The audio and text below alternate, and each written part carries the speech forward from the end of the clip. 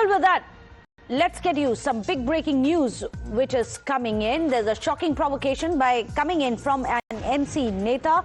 An open call for anarchy is what many have called it. It is the Bangladesh analogy which has now been drawn, saying that if youth grievances ignored, youth unrest could trigger trouble, just like it had happened in Bangladesh. In fact, listen in to what Sheikh Bashir Ahmed had to say.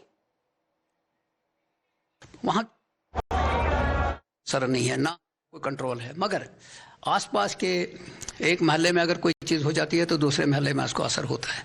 तो India के अंदर भी कहीं इस तरह का ना हो, हमको सतर्क रहना पड़ेगा। मैं समझता हूँ कि हमको अलर्ट रहना है।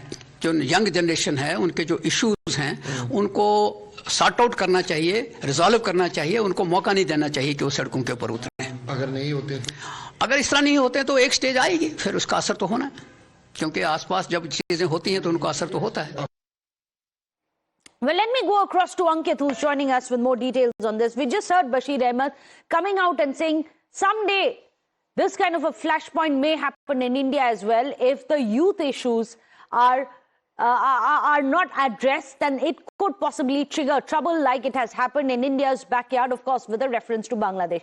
Tell us, what was the context of this entire soundbite as well?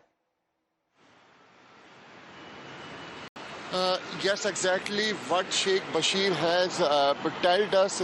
He's telling us that if Bangladesh, what we have seen in the Bangladesh, we have seen the violence over here. Two countries which are neighbors of the India, Pakistan and the Bangladesh. We have seen in the past how these two countries are unstable. If recently we have seen the violence in the Bangladesh, anti-India protests were held over there. When we asked them about the Bangladesh violence, he clearly said that we have to address the issues of the youth.